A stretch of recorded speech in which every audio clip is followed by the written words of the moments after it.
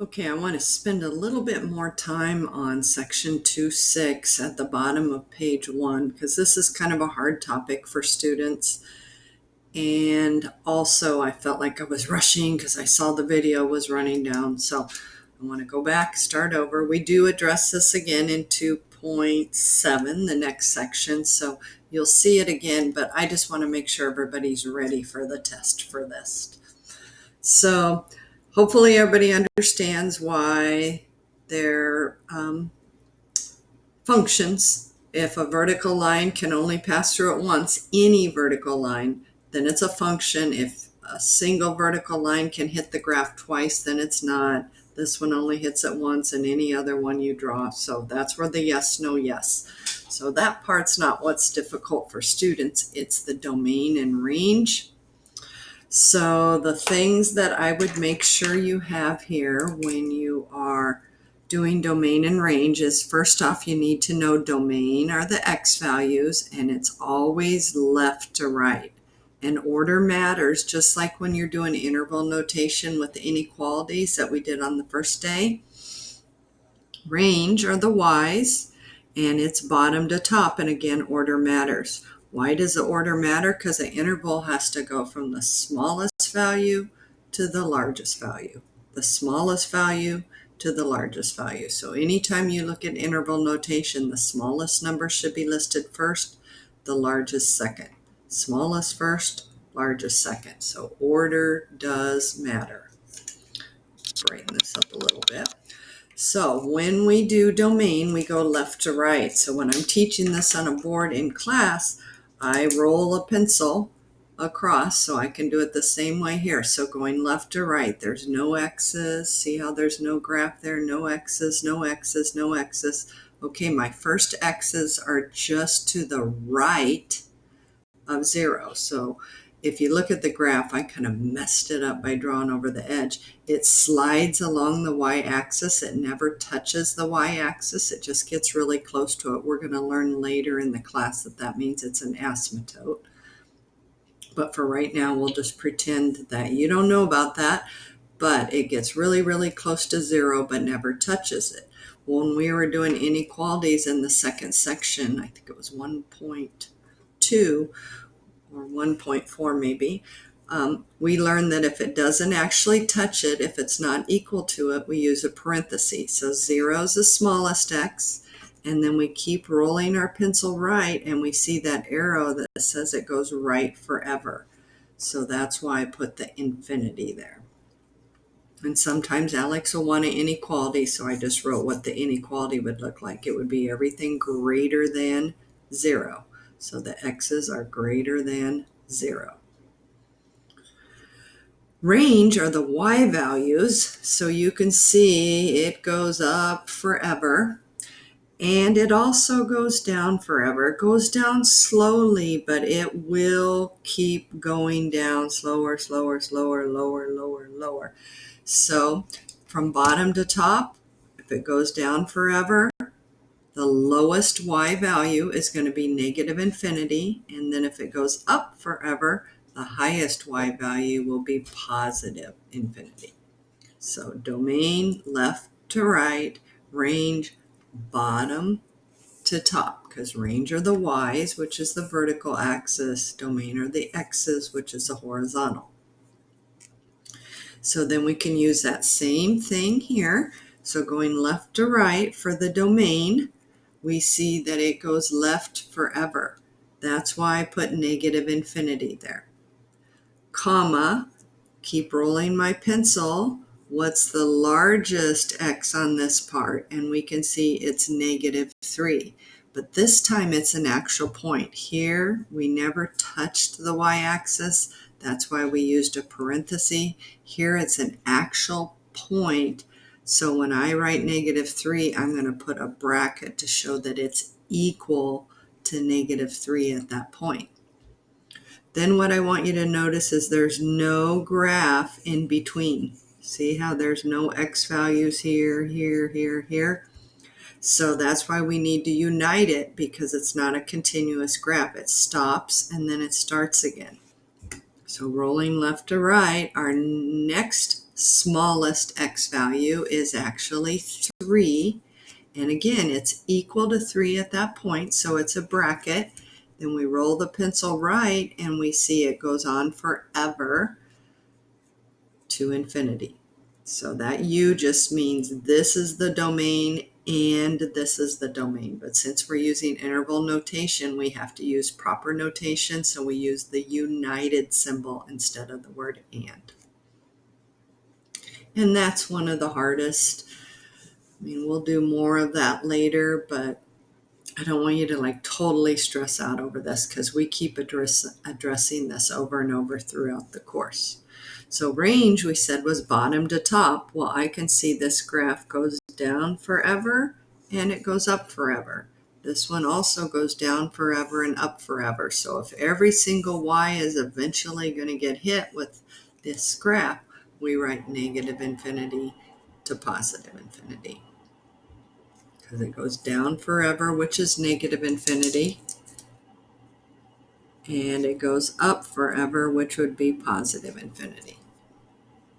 So I know it's a little early, but I would like you to turn off the video and just try. Remember, we learn from making errors, so it's okay. Write it in pencil. It's okay if you get it wrong. We learn from making errors, so just give it a shot and try it on your own right now.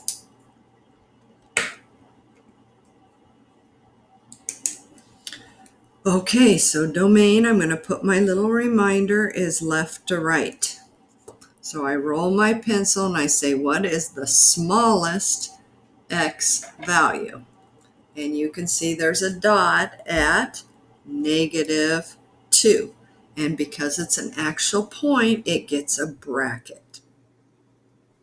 So that's the smallest x value on the entire graph. There's nothing over here, nothing smaller than -2. So -2 is the leftmost or the smallest x value. So continuing on, we go, oh, look at that arrow. That arrow tells me it goes right forever. Well, if it goes right forever, that would be infinity. So it has nothing to do with where it crosses the x-axis. It's just what x value. So if I'm out here, will there be a point on the graph that goes with that? Yes, there will, because that graph's going to keep going forever. And the range is bottom to top. So let's go ahead and write that there to remind us.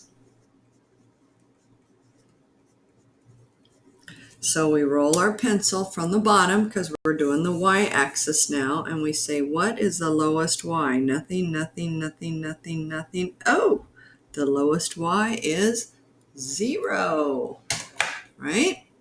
Because the point is right on the x-axis, so the lowest y is 0. It's an actual point here and there, so that means we need to put a bracket. And then we keep rolling our pen. What's the highest y? Oh, well, that arrow tells me it goes up forever. So the highest y will be infinity. So like I said, we're going to practice more, but that's your little introduction. So if you were asked, you probably wouldn't be asked to write this one. I don't know if you would or not. I don't think so. But you may be asked to write these using the inequalities. So this as an inequality would be everything larger than -2. So x is greater than or equal to -2. If they asked you for an inequality, this is called interval notation. As we said, this would be an inequality. And this would be y is 0 to infinity. So that would be greater than or equal to 0. So if they ask for interval notation, you write this, and if they ask for an inequality, you write these. I'm hoping the ones on the test will be this. That's what I'm going to look for, because this is what you'll be doing in your future classes and in the rest of this class is using this notation. So when I look for test questions on this, I'm going to look for ones that ask for the interval notation. But they may also ask for this, so you'll be ready. Okay, so more practice on that. So if you still feel a little shaky, that's okay. We'll address it. Okay, on the next page, we are going to skip number 4. And the reason is it requires foiling, and we don't learn foiling till chapter 4. So we will see about those types of problems in chapter 4. But we are going to do 3 and 5. And there are 2 problems. Like number 3, I printed out the practice test so I could see. Let me make sure I don't want to lie to you. There are 2 problems like number 3 on your test, and there's a 12-part problem like number 5 on your test, and we're going to do more of those in 2-7 as well. So f of x, that is our function notation. F of x is the same thing as y. So when we were studying y equals mx plus b, that's what this is, right? There's y equals mx plus b. Well, f of x, same thing. So f is just the name of the function. Rather than calling it y, we're giving it a name. But f of x and y are the same thing. So f of x is the function value y corresponding to x. X is what we call the input, and that's easy to remember because it's inside the parentheses, so it's the input. And like I said, f is the name of the function. So f is the function, x is the input, f of x together just mean y.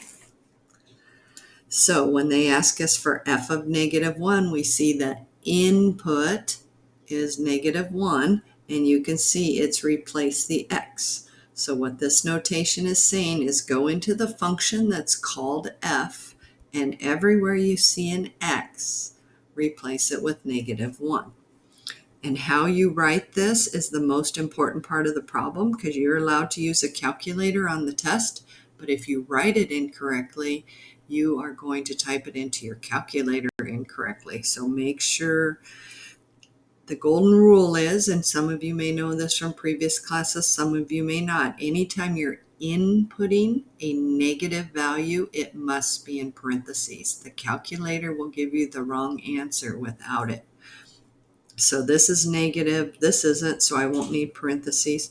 Fractions I would also put in parentheses just because they're a quantity, but negatives have to be, or the calculator will give you the wrong answer, and I'll tell you why in a second. So everywhere I see an x, I take it out and I put -1 in parentheses. Then I see another x, I take that x out and put -1 in parentheses and then +1. You always want to write it first. So when I collect your work on the test next Tuesday, you want to make sure you have it all written out nice like this. And the reason I require that is because then I know you'll probably type it into the calculator correctly if you have it written correctly. So this means the function f evaluated at -1, so we don't do anything with that. It's just function notation. But we do plug the second part into the calculator. So plug it in just like you see it. So we do 2, then we do parentheses, and then be sure and use your negative, not your subtraction, your negative at the bottom, -1, close your parentheses, and this is the 2 exponent. So just hit the 2, and then this is subtraction, so you do subtraction 3, parentheses, -1, close, and see how different the negative and subtraction look. Subtraction's longer and lower, and then +1, and we get 6. So f of -1 is 6. Why do we like function notation? Because it gives me the first point on the graph. So if this is my input, this is my output. If this is my x, that's my y. So it tells me that the point -1, 6 will be on this graph. Cool, huh? So this is the answer because it just says find the function values and don't divide by -1. This doesn't mean times. This is the function f evaluated at -1. But you should